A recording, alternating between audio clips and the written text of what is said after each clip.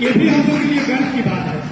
लेकिन सर से मेरा विनम्र आग्रह है कि सर शाम में हम लोग का सब्जी नहीं खरीदा रहा है, घर में कला हो रही है, सर सगे संबंधी छूट जा रहा है, 5:30-6 बजे विद्यालय जाते हैं, अंधेरा हो जाती है, काफी बहुओं को दिक्कत होती है सर, तो उसको 4 बजे तक रहने दिया जाए। मैं अपने शिक्षक मंडली से सादा अनुरोध कर रहा हूँ, हम लोग मेहनत करेंगे।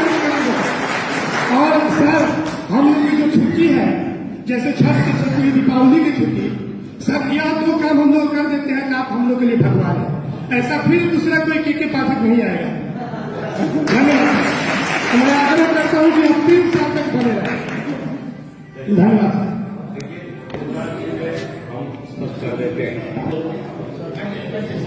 आप लोगों को ये जान लेना होगा कि आप शिक्षक हैं, आज भी शिक्षक रहेंगे, 10 साल बाद भी रहेंगे, 20 साल पहले भी थे।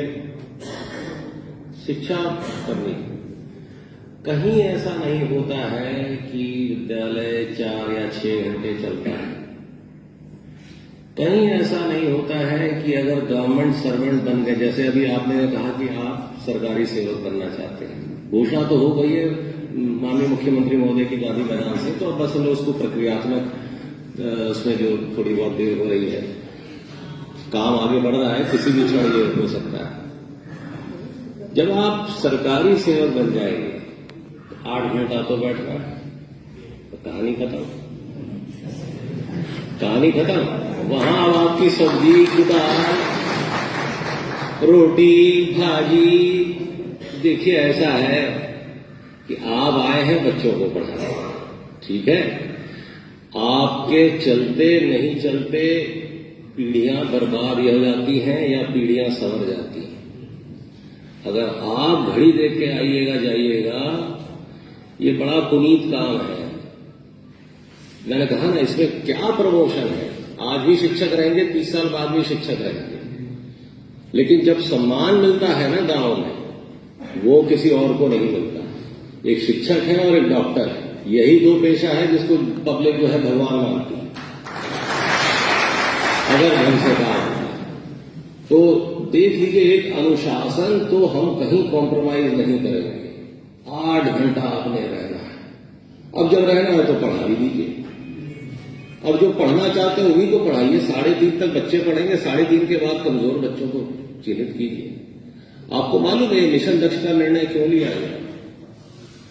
ये निर्णय इसलिए लिया गया कि कक्षा 8वीं में बच्चे पहुंच गए हैं, किताब किस सब्जेक्ट की है उसको लेकर के पढ़ नहीं पा रहा है कि किस सब्जेक्ट की किताब है। पिताजी क्या करते हैं? मजदूर है। अब वो 8वीं में पहुंच गया है, कुछ नहीं पढ़ पा रहा, तो कलेक्टर तो बनेगा नहीं, मजदूरी बनेगा। तो मजदूर का बेटा अगर मजदूर बनेगा तो हम आप क्या कर रहे हैं? 50,000 करोड़ रुपए बजट है शिक्षा विभाग का, सब गड्ढे में जा रहा है। जो पढ़ रहा है वो इस वजह से नहीं पढ़ रहा है कि हम आप हैं, वो इसलिए पढ़ रहा है कि उसने माँ बाप ने ट्यूशन अफोर्ड कर सकते हैं, वो ट्यूशन चला रहे हैं, कोचिंग कर रहे हैं। आप अपना दिन याद कीजिए, हम लोग अपना दिन याद करें। जब हम स्कूल से आते थे तो हमारे पिताजी पढ़ाते थे, बड़े भाई बहन सब पढ़ाते थे, तभी हम लोग पढ़े लिखे हैं। हमारे गांव में या हमारे परिवार में हमारा एक अभिभावक या 2 अभिभावक पढ़े लिखे होते हैं। विद्यालय से छूट के आते थे तो पढ़ाया जाता था।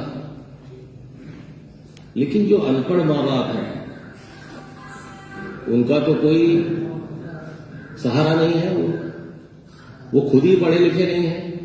उन्होंने सरकार की बात मान के अपना बेटा स्कूल भेज दिया, और बदले में हमने क्या किया? वो 8वीं तक पहुंच गया और कुछ नहीं पढ़ पा रहा। ये किसका फेलियर है? आपका है, हमारा? तो ये नहीं होना चाहिए। हमें ध्यान इस बात पे देना है कि जो समाज का एकदम कमजोर तबका है वही ना हमारे यहाँ आता है। उनमें से अधिकांश के माँ बाप नहीं पढ़ पाते हैं। कोई मजदूरी कर रहा है, कोई दिल्ली में है, कोई बंबई में है, कोई गुजरात में है, कोई कहीं है।